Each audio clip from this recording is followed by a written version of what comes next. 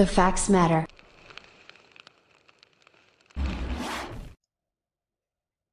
Good morning, everyone. Virgo here. It is June 10th, 2020. Happy Wednesday to everyone. This is an important video, guys. This is something we've been talking about for the last 3.5 years. This has to do with the intent of the SovCit groups to try and take over many seats in the government. And I'm not kidding. I'm not just talking about somebody that we don't agree with the ideology. I'm talking about somebody who has a history, an entire record that has been pulled up by an investigative group and proves this person actually acts upon that ideology. I'm going to be sharing that article with you now, and I want to inform you that this particular individual, whose name is Joe Collins, has this history and is currently running against Democrat Maxine Waters in the state of California. He's switched political party over 4 times now over just the last couple of years, and it's very important that everybody is aware of just how serious this is getting. After all, do we really want a SovCit that close in Congress? This is happening in many places that people are not aware of, and I think it's important that you take a look at this. By the way, his YouTube channel is Collins for Congress, and I will link it in the description of this video. So in an investigative report that was actually done on this particular party, Joe Collins, reads as follows.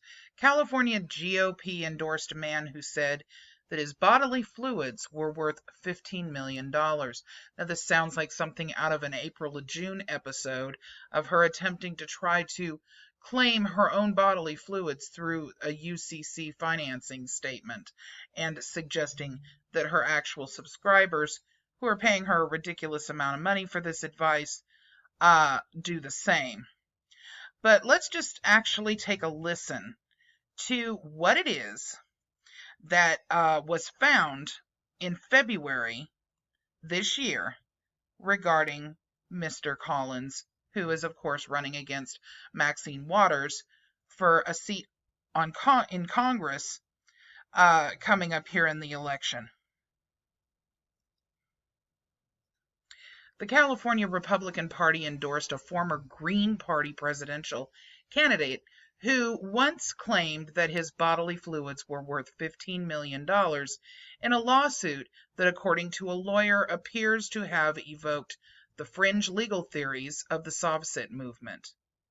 Navy veteran Joe Collins has also raised nearly $761,000 for his long-shot bid to unseat 15-term Democratic-Republican Representative Maxine Waters' campaign records show.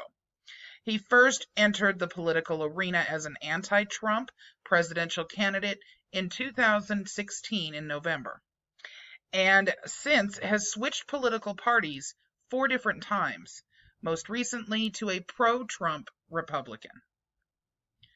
Federal Election Commission records show that since Collins launched his congressional bid in July of 2019, his campaign has spent $112,000 on food and travel and has paid nearly $148,000 to a mysterious consulting firm that Collins once reported to the FEC, the FEC, shared the same office address as his campaign.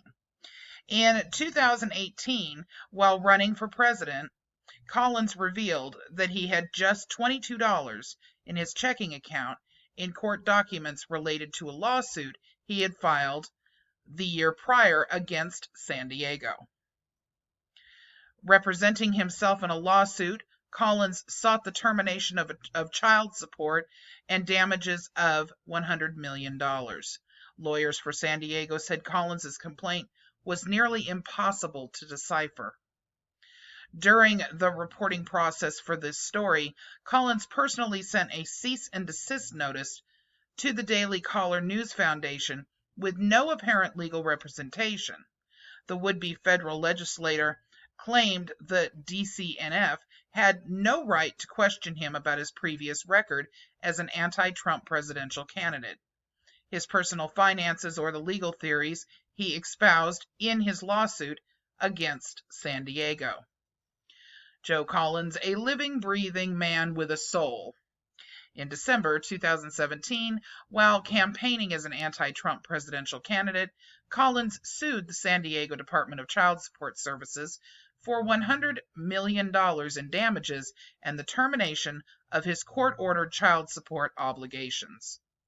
Prior to issuing his cease and desist notice, Collins told the DCNF that DNA tests confirm he was not the father of the child he has been ordered to financially support. He said he was still actively fighting the case now that he's campaigning for Congress. Representing himself without a lawyer, Collins argued in the lawsuit that he was a living, breathing man with a soul, acting in a sovereign capacity, and is the registered owner of his own self. On those grounds, Collins declined to participate in any proceedings related to his child support payments, saying the process, quote, violates my inalienable rights as a living, breathing man, end quote. Joe E. Collins, doing business as Joe Edward Collins III, does not consent to any contract, codes, state codes, statutes, commercial presentments, or anything similar, Collins wrote in his lawsuit. Constitutional lawyer Cesar Kalinowski reviewed Collins's lawsuit and told the DCNF that his arguments, quote, definitely indicate to me that he is espousing and or invoking the same type of pseudo-legal principles that you would find in the SovCit movement. While there is no leader or central authority for the SovCit movement, adherents to its legal theories generally believe they are sovereign only unto themselves. Unless they consent, no government can exercise jurisdiction over them, he said. This is their belief, of course. The FBI goes further, describing the group as anti-government, that have a propensity for clogging up the court system with frivolous lawsuits. Not every action taken in the name of the sovereign citizen ideology is a crime, but the list of illegal actions committed by these groups, cells, and individuals is extensive and puts them squarely on our radar, the FBI notes. Collins did not respond to inquiries seeking clarification on whether he considers himself a SovCit. In a response to the lawsuit, lawyers for San Diego County said the arguments Collins made in his complaint were nearly impossible to decipher. After the U.S. District Court for the Southern District of California dismissed his lawsuit, Collins appealed to the Ninth Circuit Court of Appeals, which ultimately concluded that his case was frivolous. Kalinowski, who has studied the SovCit movement, said anyone that would self-ascribe to the ideology likely lacks a very basic understanding of the Constitution and the framework of the government and how laws work. It's always concerning when any candidate or anyone in government does not have a strong grasp of the actual powers enumerated under the Constitution, Kalinowski said, though he declined to comment specifically on Collins' candidacy. Collins made a number of noteworthy statements about his finances in the court filings related to the child support dispute. For instance, in his initial filing, he attached documents claiming that he had transferred a combined $800.2 billion worth of assets to his private trust, the, quote, royal family of Collins. Among the assets Collins claims to have transferred to his trust was his Social Security number, birth certificate, his own self, and his presidential campaign, which each of which he asserted being worth $100 billion. His trust also contains a lengthy schedule of fees, which includes charges of $15 million for DNA or bodily fluids, with an additional extraction charge of $100 million for the forced giving of fluids/samples. Collins swore under penalty of perjury in an April 2018 court filing that he couldn't afford the fees necessary to appeal his case to the Ninth Circuit Court of Appeals. Collins told the court he was earning $6,861 a month in the Navy until his retirement in October of 2017. By the following April, Collins was surviving on just $675 a month in Veterans Affairs disability benefits and had $22 in his checking account. But Collins wasn't paying his court-ordered child support even when he had a steady military salary, court documents show. His initial lawsuit includes a statement showing that he owed $14,000 in back child support the month he retired from the Navy. The woman who's owed the monthly child support from Collins told the DCNF that Collins made only 2 child support payments in 2018 and just 1 in all of 2019. She asked to stay anonymous for the story to keep her child out of the spotlight. Collins confirmed in an email to the DCNF that he wasn't paying child support because he says he did not father the child. Quote, "The child is not mine, which is why I'm not paying it. I've taken multiple DNA tests, when the issue arose years ago," Collins said. "This is the case I am still fighting," the congressional candidate added. "The courts violated my right to due process by not notifying me of court dates to close the matter after I was supposed to have had won the case. They freaking did that purpose to default me, which is why I filed the suit in the first place. I would ask that you not publicize that because I'm still fighting the case with the crooked court system till this date, and I don't want to hamper my chances of having this thing drawn out any longer than it has to be," Collins told the DCNF. Collins has raised nearly $761,000 since he launched his congressional bid against Waters in July, FEC records show, $112,000 of which has gone to pay for food and travel in the final 6 months of 2019, and another $148,000 has been dispersed to a mysterious company called Pure Strategy Solutions for digital and strategic consulting services.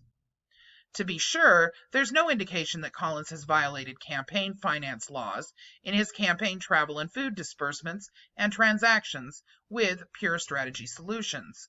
Collins has been pictured across the country rubbing elbows with major Trump world figures such as Donald Trump Jr. and former New York Mayor Rudy Giuliani. Collins told the DCNF that his extensive campaign-funded travel is justified because the districts that he's seeking to represent doesn't have the funds to donate to take on the most hated and corrupt female politician in the country. Therefore, I need to get financial support all over the country. And Collins reported to the FEC that in July of 2019, campaign filing that his consulting firm Pure Strategy Solutions shared the same address as his campaign. In subsequent filings, the consulting firm was listed as having an address in Beverly Hills, and starting in October, campaign filings show the firm having an address in Delaware.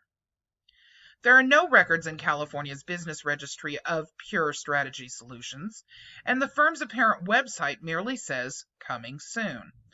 Offers no information about what they do. Collins told the DCNF that it was definitely an error that he listed Pure Strategy Solutions as having the same address of his campaign in the July 2019 filing, but Collins did not address any follow-up questions about his relationship to the firm. Instead, he sent the DCNF a cease and desist notice he authored himself, with no apparent legal representation, saying the DCNF does not have the right nor my permission to question me. Collins wrote in the notice that the DCNF's questions involving his closed presidential campaign, court proceedings, or questions regarding the personal finances and dealings of Joe Collins's private life were defamatory. Attempts to reach Pure Strategy Solutions were unsuccessful. Collins has had only positive things to say about President Donald Trump since he set his sights on Waters. We're going to unseat Maxine Waters. We're going to help Mr. Trump keep America great. And we're going to make California great again, Collins said in July during his congressional campaign launch event at Trump International Hotel in Washington, D.C. A magnitude 6.4 earthquake ravaged Southern California on the same day Collins launched his congressional campaign. Collins said the earthquake was a sign from God that we got to get Maxine Waters out of there. Within months of launching his congressional bid, Collins began boasting the support of major Republican politicians. Collins tweeted in September that he had the backing of South Carolina Senator Tim Scott and Texas Representative Dan Crenshaw. And there is the tweet, along with several pictures. Scott spokesman Sean Smith told the DCNF that the senator did not and does not support the candidate and did not have a meeting with him. He takes pictures with lots of folks at events, and it appears this gentleman took that picture and ran with it. A Crenshaw staffer told the DCNF that the Texas congressman never supported Collins.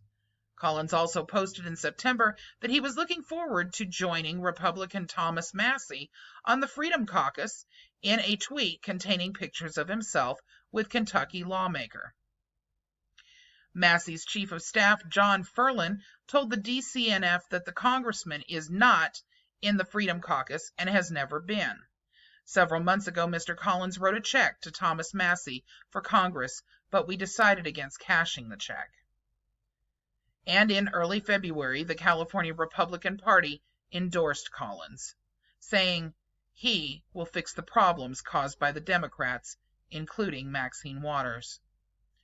It's unclear if the California GOP was aware of Collins' recent history running as an anti-Trump presidential candidate or of the legal theories he espoused in his lawsuit against San Diego. The California GOP did not return requests for comment. Collins changed political parties 4 times after he entered the political arena in November of 2016.